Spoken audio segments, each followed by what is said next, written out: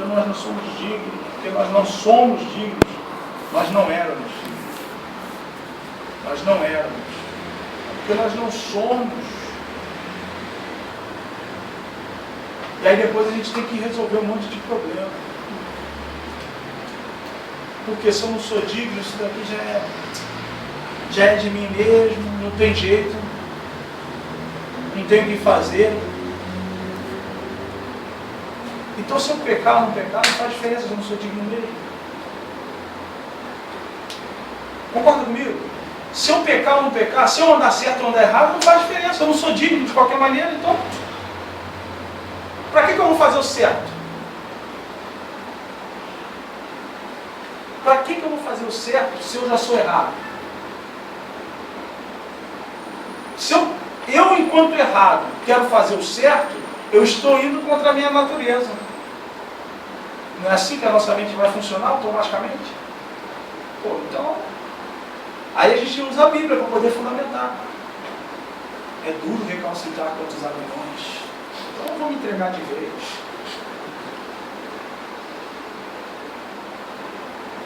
Só que a nossa natureza foi mudada.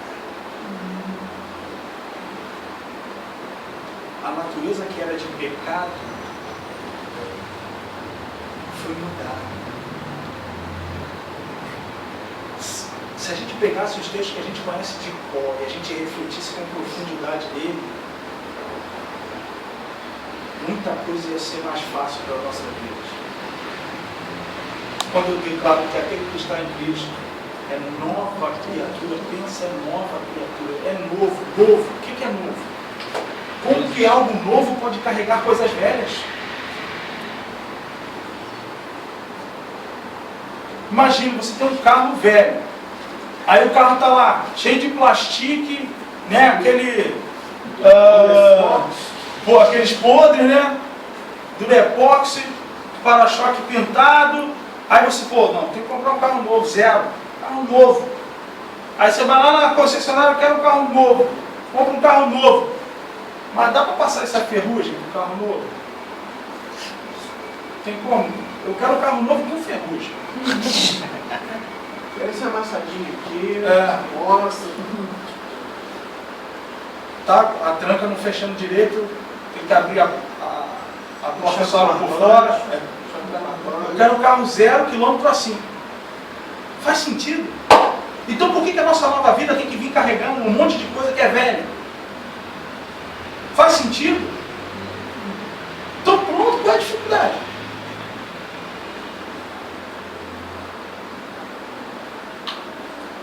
É isso que a gente tem que vivenciar. É isso que nós temos que passar. É esse que o ensino de Cristo se fundamentava nisso. Olha só, vocês são filhos agora vocês vão ser filhos, porque ele é pai. E o pai é isso, o pai é aquilo, o pai ama o seu filho. O pai, ele trabalhava o conceito de pai dentro de uma sociedade totalmente fundamentada no contexto familiar. Eles entendiam muito bem o que era chamar Deus de pai.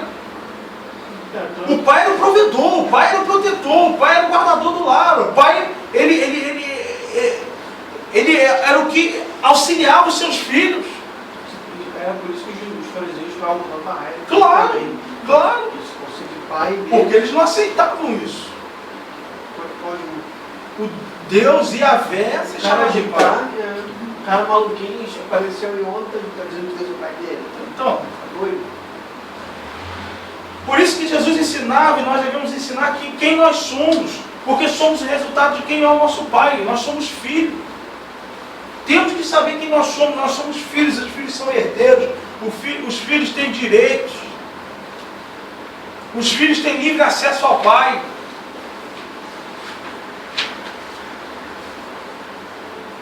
E filho, qual o pai que ama o seu filho, que vai deixar o seu filho passar necessidade? Qual o pai que ama o seu filho, que vai deixar o seu filho, que não vai proteger o seu filho num momento de perigo? Está vendo o conceito como tem que ser trabalhado maciçamente nas nossas vidas? Porque se a gente não sabe, se a gente não consegue compreender isso, toda a base do nosso relacionamento fica furada. E é isso que Satanás se interessa. Por isso que o ensino não é algo interessante para Satanás.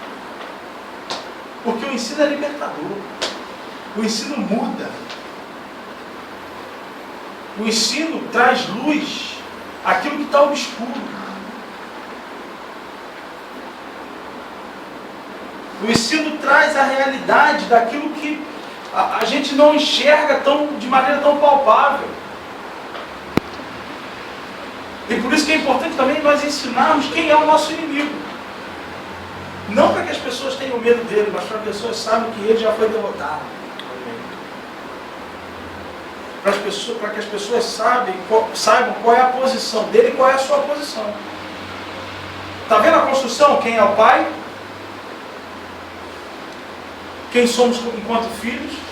Quem é o nosso inimigo? Quando a gente sabe isso aqui exatamente, a nossa caminhada é outra. A nossa maneira de lidar com Satanás fica diferente.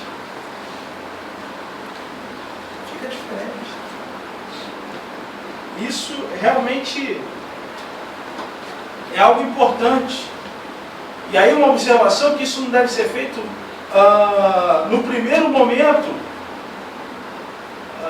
em que se ensina, que a gente vai apresentar isso para as pessoas, porque as pessoas não devem vir para Cristo por medo. E aí uma coisa que eu falei sobre isso no final de semana, o conceito de graça se estabelece a partir de uma vivência prática do que é graça. Porque se não houvesse a necessidade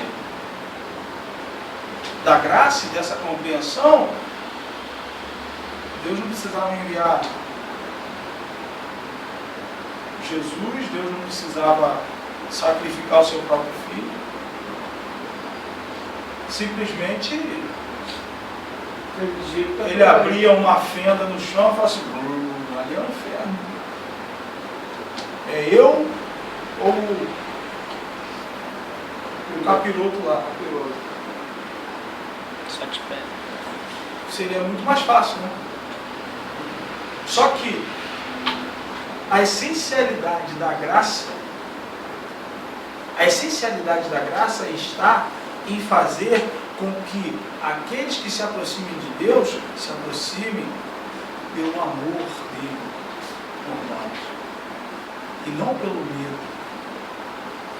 porque justamente é a oposição disso, como diz lá no texto, se não me engano aos Coríntios, o verdadeiro amor lança fora todo o medo.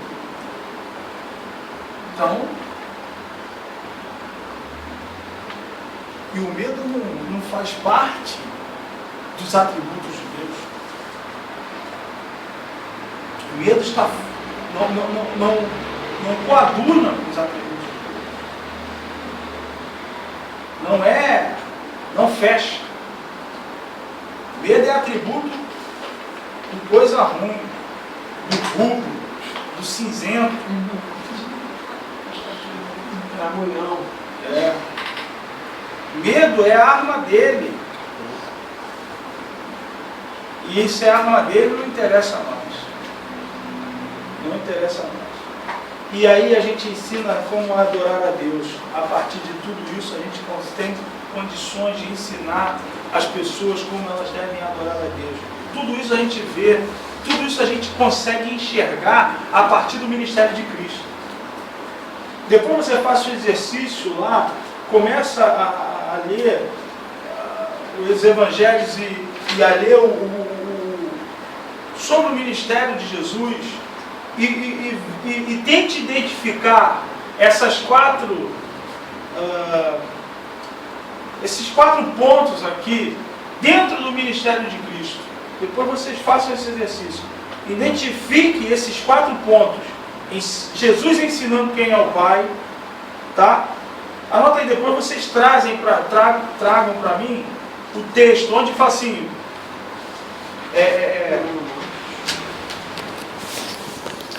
dois textos, onde Jesus está ensinando quem é o Pai. Duas referências bíblicas. Cada evangelho não, né? Não, geral. nos 4 evangelhos. Pode achar, nos 4 você pode achar 2, tá? Não é 2 de cada um. 2, onde Jesus ensina que nós somos filhos. 2 versículos de cada? Dos 4, Onde Jesus, mais 2, onde Jesus ensina quem é o nosso inimigo. E mais 2, onde Jesus está ensinando a adorar a Deus. Gente, também não precisa ser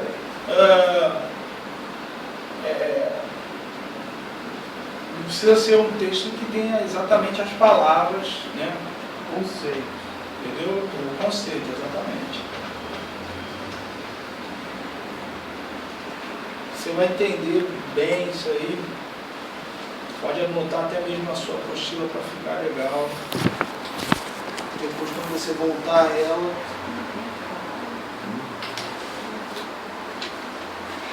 Aí tem um texto de Marcos, capítulo 4, versículo 23 e 25, na versão amplificada, que fala assim. E ele disse a eles: sejam cuidadosos com o que vocês estão ouvindo. A medida de meditação e estudo que vocês dão, a verdade que vocês ouvem, será a medida de virtude e conhecimento que retornará a vocês, e ainda mais será dado a vocês que ouvem. Tá? Nessa versão amplificada, ela tem uma tradução, né? Não é tradução, é versão, né? É uma interpretação. Mas é interessante. O grau de importância que colocamos sobre o que ouvimos determina a quantidade e a qualidade do fruto produzido em nossas vidas. Certo? Isso é fundamental.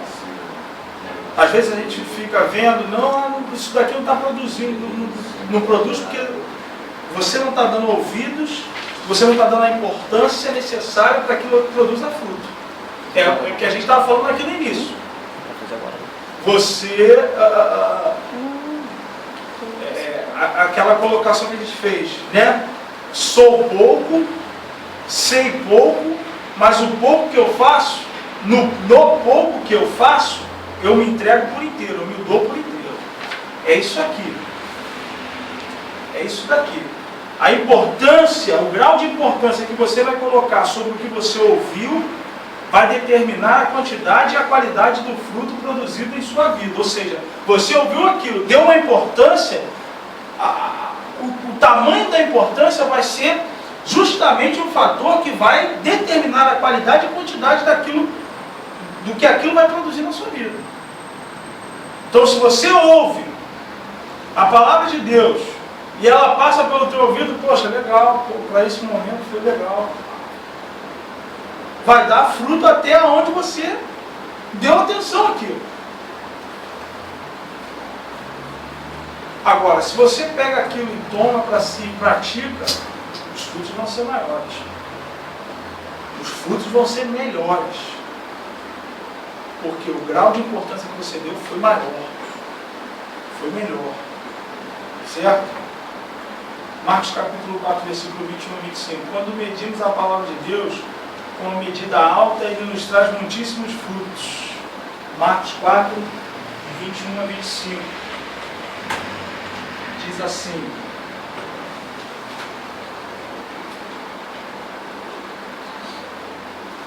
e lhes propôs: quem porventura traz uma candeia para colocá-la sobre uma vasilha ou debaixo de uma cama, ao invés não a traz para ser depositada no candelabro? Pois nada há de oculto que não venha a ser revelado, e nada em segredo que não seja trazido à luz do dia. Se alguém tem ouvidos para ouvir, ouça. E seguiu ensinando: ponderai atentamente o que tendes ouvido, pois com a medida com que tiverdes o medido, vos medirão igualmente a vós, e ainda mais vos será acrescentado. Porquanto ao que tem mais se lhe dará, que não tem, até o que tem lhe será tirado. Certo? E aí, engraçado que a gente usa esse texto aqui para falar de dízimo, né? não tem nada a ver com dízimo. Está vendo que não tem nada a ver com dízimo. Certo? Ele está falando, ponderai atentamente o que tendes ouvido, pois com a medida que tiver medido, vos medirão igualmente a vós, e ainda mais vos será acrescentado. Ele está falando aqui de uma relação de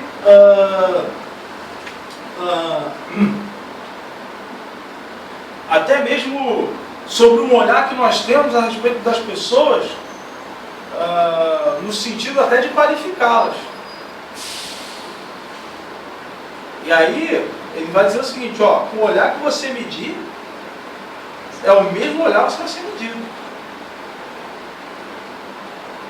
E mais, ele vai dizer, porquanto só o que tem mais se lhe dará, de quem não tem, até o que tem será tirado. Ou seja, se você tem dado atenção, você tem dado importância àquilo que você tem ouvido, pelo fato de você ter dado importância àquilo que você tem ouvido, você tem praticado, tem vivido, aquilo tem produzido frutos em quantidade e em qualidade, quanto mais você tem, mais você vai ter. Porque quanto mais se produz, mais resultado tem. Mas aquele que não produz nada, até o que tem vai ser tirado. Aí é o que mora o perigo. É aquela questão do crente do SSS, né? Salvo, sentado, satisfeito. Como é que é? Crente SSS. Salvo, sentado e satisfeito. Ou seja, tem alguma coisa? Ele tem, porque entrou. Mas a palavra fala aqui, se ele não dá importância, se ele não, até o que ele tem vai ser tirado. É só semente. Ou seja, até o que tem. Coaduna com aquilo que está escrito em João capítulo 15, que fala aqui, ó, aquele que não dá fruto, e aí é uma questão que a gente, né, constatar. Exatamente. Uma questão recorrente que as pessoas insistem que não, isso não vai acontecer, não.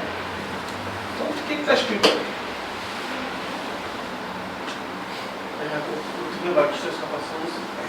Então, agora eu quero ver você ficar. Eu quero ver você permanecer salvo sem o Espírito Santo. Porque até o que tem lhe será tirado. Então, é o que o texto diz aí, a gente não sabe o que tem, mas uma coisa é certa, aqueles que são salvos têm o Espírito Santo. E aí vem o texto dizendo, até o que tem lhe será tirado. E a gente não pode esquecer que Deus não perdeu os poderes dele, não. Deus não perdeu os poderes dele, não. Ele ainda tem capacidade de retirar o espírito dele não fez isso com Saul. Isso. Sai. É dele o espírito. Então eu tenho minhas dúvidas aí nesse ponto de que, né, a gente não pode fazer nada. A gente não pode ficar tranquilo. Estou aqui, já estou com a minha salvação garantida. E até uma vez um cara falou assim pra mim, o cara falou assim, mas se Deus escreveu o cara no livro da vida, Deus vai apagar? Vai, está escrito lá em Apocalipse, sabia disso? E esse riscará o nome deles do livro terão seus nomes riscados do livro da vida. Aí o cara quer entrar na discussão, mas não conhece a Bíblia, não tem como, né? Como é que você consegue imaginar que Deus escreve o nome da pessoa no livro da vida e depois vai riscar? Vai, ele disse que vai riscar, está lá escrito em Apocalipse. E esses terão os nomes riscados. Opa! Se vão ter o nome riscado, é que estava escrito. Ele não é soberano? Engraçado que ele é soberano para tudo, mas para tirar o nome do livro da vida ele não é soberano, perdeu a soberania. Aí ele não pode fazer nada, não, está impedido. Pô, acorda, meu irmão. Não, fica brincando aí. Joga a perseverança no lixo, então. Não precisa perseverar. Pra quê, então? Estou dizendo, tem uns negócios que, cara, realmente é o que eu estava falando. Eu não sei o que esse pessoal pensa, cara. Sinceramente. Se é que pensa. Exatamente. Não pensa, cara. Ou pensa. É melhor pensar. Ou pensa demais. Eu acho que pensa demais, é isso. Acho que se pensasse Elabora menos, muito, né? Se pensasse menos e vivesse mais pelo Espírito, nós cremos através do nosso coração, em espírito e homem interior, né? A colocação para coração, quando a Bíblia fala em relação ao coração, e a gente faz uma diferença, porque quando eu falava na questão no Antigo Testamento, quando a Bíblia fazia menção ao coração, ele fazia menção à alma diretamente, porque o espírito do homem estava morto, ele não tinha essa compreensão do espírito humano. Essa compreensão passou a ser mais nítida a partir do Novo Testamento e basicamente a partir de Paulo, né? Ele é que teve uma compreensão mais sobre isso, sobre o espírito do homem, sobre o homem interior. Então, a partir daí do Novo Testamento, coração tem o significado do espírito do homem, é o seu homem interior, é aquilo que você é aí por dentro, né? E ele vai falar de salvação: se com a boca confessar Jesus como Senhor, no seu coração crer que Deus ressuscitou dentre os mortos, serás salvo. Ou seja, é no interior, no seu coração, no seu espírito, tem que crer. Deus, quando nos transmite sua palavra, Ele a transmite ao mais profundo do nosso ser, nosso coração. Quando se recebe com a mente, não se aprende, a não ser que ela desça ao coração. Então, quando você recebe a palavra com a mente, por isso que eu estou falando, né? Às vezes está pensando, pensa até demais. Né? Deveria racionalizar. Exatamente, deveria pensar menos, receber mais. Então, quando a gente tenta pensar demais aquilo e não, você pode até pensar, mas que aquilo que você recebe com a mente, não pode ficar só na sua mente. Tem que receba com a sua mente, mas deixa descer para o seu coração. E aí a parábola do semeador. Ele vai fazendo, né, as comparações, Jesus vai fazendo as comparações. Não, que caiu na pedra, é como é a palavra que caiu. Ele vai colocar, não lembro exatamente as comparações, mas ele fala em um momento que fala que, não sei se não tinha raiz. Hã? Pedra não tinha raiz, as pessoas. A pedra ou as dificuldades vieram, ele não tinha raiz para suportar. Então, aí ele vai falar que é a palavra que cai no coração, Solo fértil. mas ela não, na verdade, ela não cria raiz. Então é isso, ela cai na mente, cai no entendimento, mas não se fixa no coração. E aí ela não desenvolve. É outro tipo também de situação que ele vai falar, Jesus nessa palavra do semeador, ele vai falar que é a capacidade de Satanás de arrebatar essa palavra. Se ele arrebata essa palavra é porque ela não caiu no coração, porque no seu coração ele não pode arrebatar, mas na sua mente ele pode. E como que ele arrebata a palavra da sua mente? Colocando os pensamentos dele, que Paulo vai chamar de dardos inflamados, em Efésios capítulo 6. As dúvidas, os questionamentos, o pensar demais. Ih, será que é desse jeito? Ih, rapaz. Se é assim, porque assim aí. Ih, ela está se contradizendo, ó. Como é que você vai dizer que você não é pecador se lá em 1 João fala que... Se lá em 1 João diz que aquele que diz que não tem pecado se faz mentiroso. Mas isso é antes. Gerou dúvida, um abraço. É mesmo, hein? É mesmo, hein? Não tinha pensado nisso. Mas não pega nem a Bíblia para ler. Para poder sedimentar. É isso que é fazer a palavra descer para o coração. Calma aí. Vamos ver isso aqui direito. Que nem os bereanos, lembra? Os bereanos, Paulo falava e os caras, palavra, e Paulo ficou maravilhado, porque eles conferiam tudo o que eles falavam, eles conferiam nas escrituras para ver se era verdade. É isso aí. Não confere. Tem que bater lá, bateu a dúvida. Calma aí, vamos ler, calma aí. Vamos ler o texto, respira. Não, tá aí, lê de novo, vamos ler de novo. E não é ler só o versículo, não, tem que ler tudo, para você entender o contexto. Para entender o contexto. E aí você tem que compreender. A compreensão tem que ir mais a fundo. Certo? Então tudo isso é importante para a gente entender. E aí, beleza, semana que vem a gente vai entrar nessa parte aqui, ó. É da vontade de Deus que todos sejam curados. E a gente vai falar sobre algumas coisas do Antigo Testamento, vai ser interessante, sobre a haste de bronze, né? Isso aqui gera muita dúvida, porque Deus manda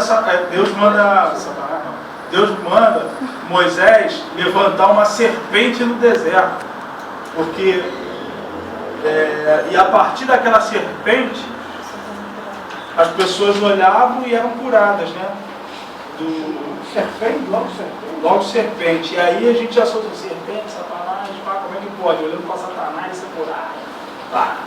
Então isso aí gera um pouquinho de dúvida e a gente vai entender o significado aí mais a fundo de cada uma delas. E vamos ver que na semana que vem a gente já consegue fechar isso aqui. E aí eu quero entrar na última matéria desse ano com vocês, para a segunda semana de novembro.